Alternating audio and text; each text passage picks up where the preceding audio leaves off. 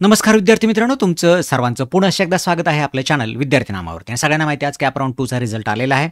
त्याच्यामध्ये आपण बघणार आहोत की बेटरमेंट झाली की नाही झाली हे कसं तुम्हाला कळेल. कॉमन लिस्ट आहे, त्याच्यामध्ये जे काही कलर तुम्हाला दिसत आहेत किंवा जे काही स्पेशल रिमार्क्स आहेत तिथं त्याचा काय अर्थ आहे आणि पुढे कोणी काय करायचं याबाबत आपण थोडीशी चर्चा करणार आहोत या व्हिडिओमध्ये.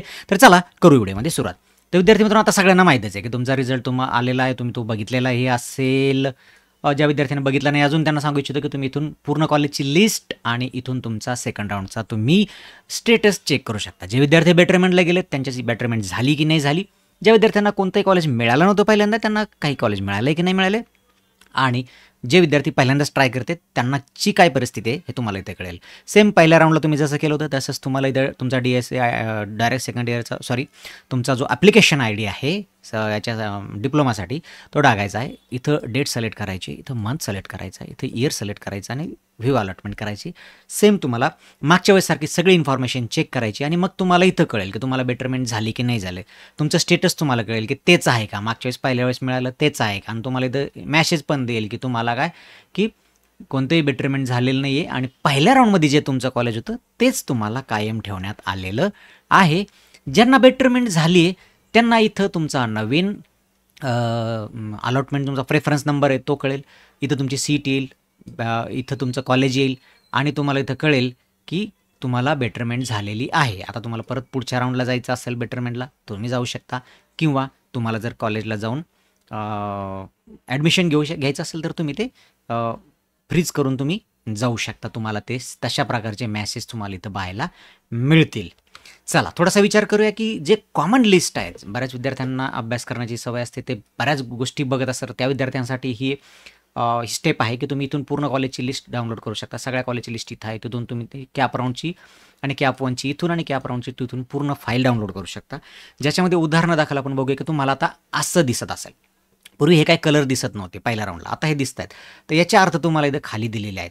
ग्रीन असेल तर काय आहे की त्यांना बेटरमेंट झालेले, ग्रीन जे लोक आहेत इथं कोणी नाही आहे बॅनरला, पण ज्यांचं ग्रीन कलरमध्ये आहे त्या विद्यार्थ्यांना बेटरमेंट झालेली आहे. ब्ल्यू म्हणजे की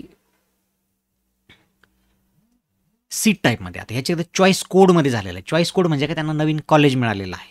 आणि सीट टाईपमध्ये म्हणजे की त्यांचं फक्त सीट टाईप बदलला आहे. मागच्या वेळेस त्यांना वेगळं सीट मिळालं असं, म्हणजे आता इथं काय झालं की मागच्या वेळेस त्यांना OBCतून सीट मिळालं असेल कदाचित, आता ओपनमधनंच मिळालं आहे, असा बदल याच्यामध्ये होऊ शकतो. ह्या विद्यार्थ्यांना सुद्धा आता ही सीट यांना ओपनमधनंच मिळाली, कॅटेगरीचा यांचा उपयोग झालेलाच नाही आहे. तर इथं त्यांचा सीट टाईपमध्ये बेटरमेंट आहे, इथं त्यांच्या कॉलेजच्या किंवा ब्रँचच्या किंवा चॉईस कोडच म्हणजे चॉईसच बदललेली आहे. ब्रँच त्यांना दुसरी मिळू शकते किंवा चॉईस कोड जो त्यांनी किंवा चॉईस नंबर जे भरले होते त्याच्यामध्ये बदल झालेला आहे. अशा विद्यार्थ्यांना इथं कळेल. म्हणजे ग्रीन म्हणजे खऱ्या अर्थाने त्यांना बेटरमेंट मिळालेली आहे.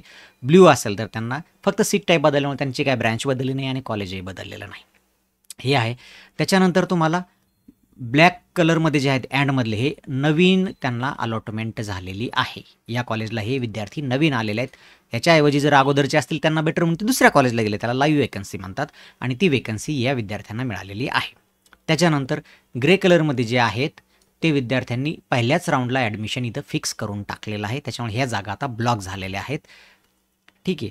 आणि अजून कोणता आहे, रेड कलर आहेत, ह्यांना बेटरमेंट मिळालेली नाही. हे बेटरमेंटला गेले आहेत परंतु ह्यांना बेटरमेंट काही झालेली नाही, आणि हे विद्यार्थी जिथे आहेत तिथेच आहेत. हे फार परत तिसऱ्या राऊंडला ट्राय करू शकतात. तर हे तुम्हाला कळण्यासाठी याच्यामध्ये. दुसरा महत्त्वाचा मुद्दा आहे की आता पुढे कोणी काय करायचं.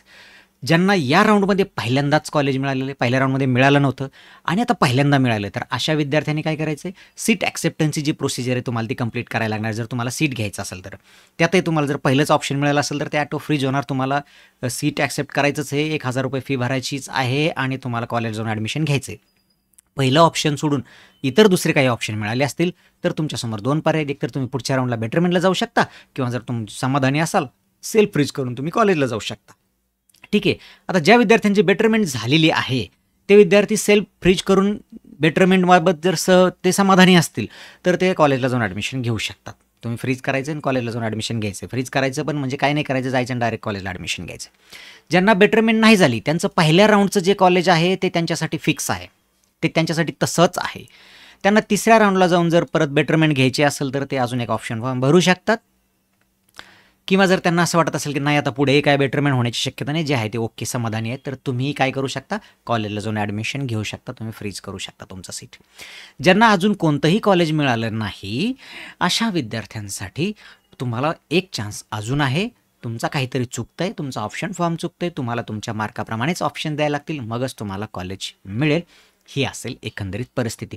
डिटेल व्हिडिओ पाहिजे असेल तर कमेंट्समध्ये सांगा, आपण डिटेल व्हिडिओ प्रत्येक स्टेजवरती करूया. म्हणजे बेटरमेंट झाली त्यांनी कसं कसं काय करायचं, ज्यांना बेटरमेंट नाही झाली त्यांनी काय काय करायचं, ज्यांना पहिल्यांदा कॉलेज मिळालं त्यांनी काय करायचं, ज्यांना नाहीच मिळालं त्यांनी प्रयत्न करायचा. तर थांबूया इथे, पुन्हा भेटू नवीन व्हिडिओमध्ये. तोपर्यंत नमस्कार.